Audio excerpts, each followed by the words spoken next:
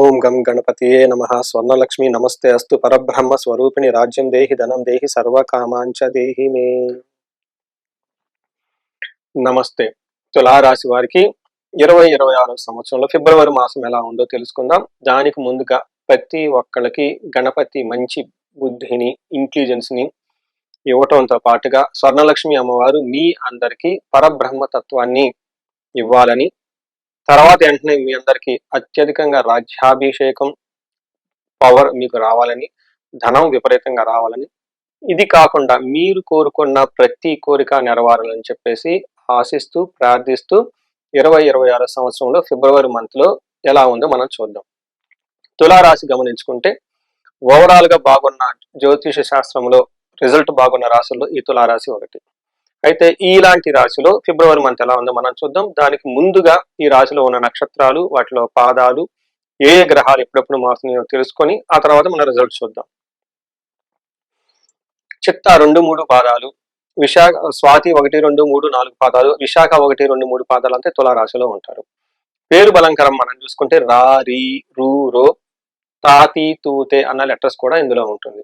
మన గ్రహాల మార్పు కనుక చూసుకుంటే 3వ తారీఖు బుధుడు, 6వ తారీఖున శుక్రుడు, 13వ తారీఖున సూర్యుడు, 23వ తారీఖున కుజుడు అంటే మంగళుడు మారుతూ ఉన్నారు.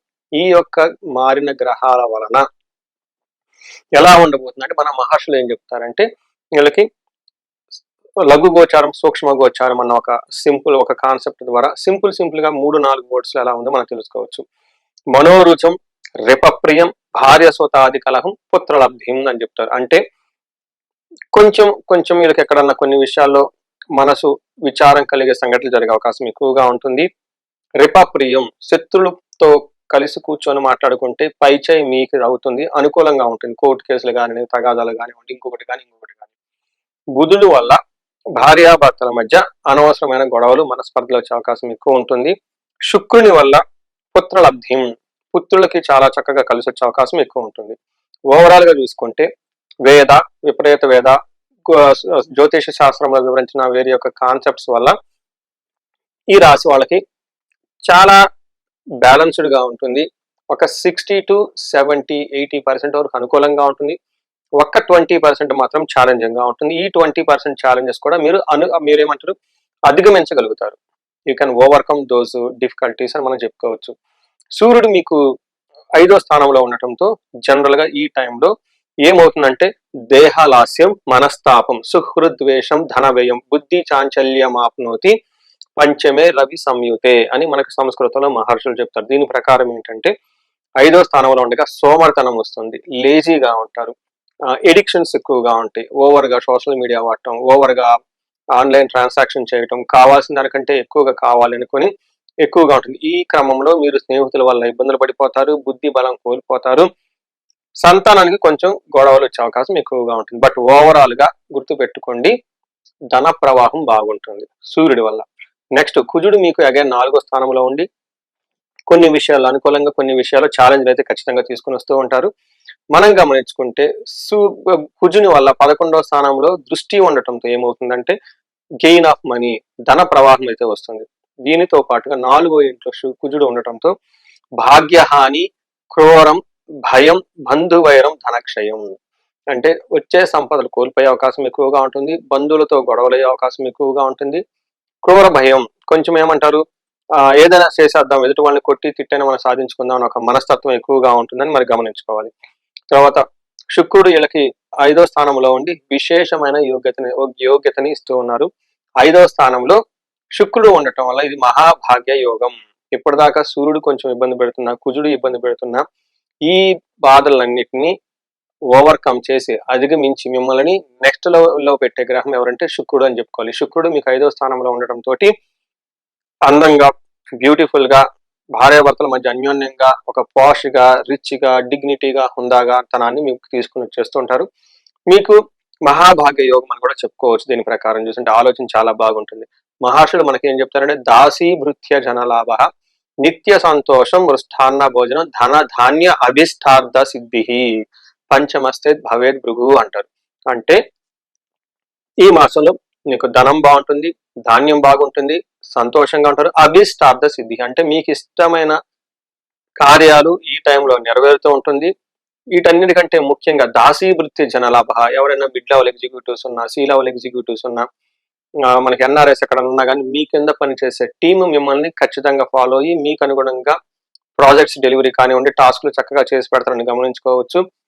అయితే గెయిన్స్ త్రూ లేడీస్ అని కూడా చెప్తూ ఉంటారు. అంటే ఈ టైంలో జెంట్స్ అయితే లేడీస్ వల్ల చక్కటి ఆదాయం ఉంటుంది.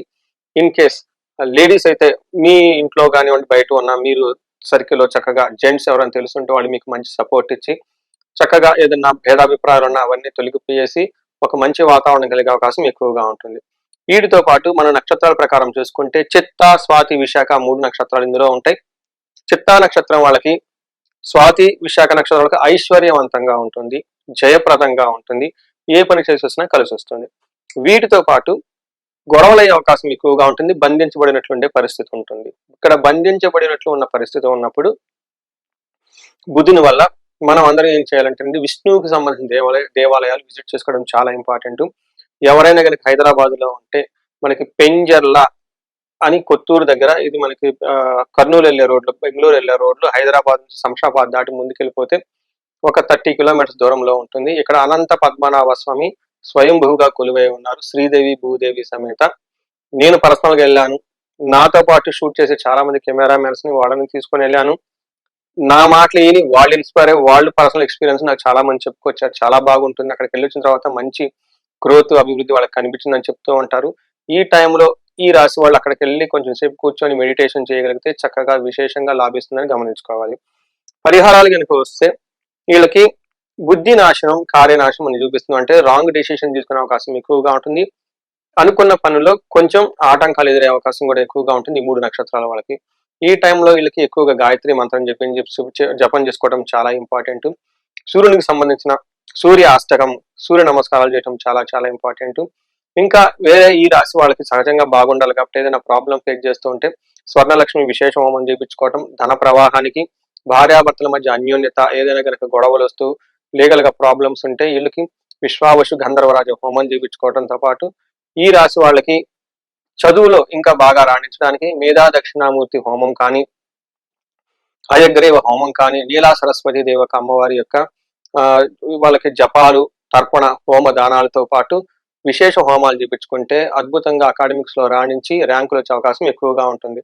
వాటికంటే ముందు కూడాను మీ యొక్క జాతకం చూపించుకోవడం చాలా ఇంపార్టెంట్. జాతకంలో లగ్నాన్ని బట్టి ఏ యొక్క దేవతని ఉపాసన చేస్తే, పూజ చేస్తే అకాడమిక్స్ లో రాణిస్తారో తెలుసుకోవాలి. చాలా మందికి తెలవదు. జాతకాన్ని బట్టి కూడా తెలుసుకోవచ్చు. అది మేధా దక్షిణామూర్తి స్వామిన, లేదంటే హయగ్రీవ స్వామిన, లేదంటే నీలా సరస్వతి అమ్మవారిని పూజ చేస్తే బాగా కలిసి వస్తుంది. వాళ్ళ జాతకంలో తెలుసుకోవచ్చు. తెలుసుకొని ఆ పర్టికులర్ దేవుణ్ణి కనుక మనకు సంపాదించిన జపాలు, హోమాలు, పాశుపత అభిషేకాలు చేయించుకుంటే చక్కగా రిజల్ట్ వచ్చేసి అనుకున్న ర్యాంకులు, అనుకున్న కాలేజీలో సీట్లు వచ్చే అవకాశం ఎక్కువగా ఉంటుంది. ఈ రాశి వాళ్ళందరికీ అష్టైశ్వర్యాలు కలగాలని, భోగభాగ్యాలు కలగాలని, అందరూ సంతోషంగా ఉండాలని చెప్పేసి నేను కోరుకుంటున్నాను. నమస్తే.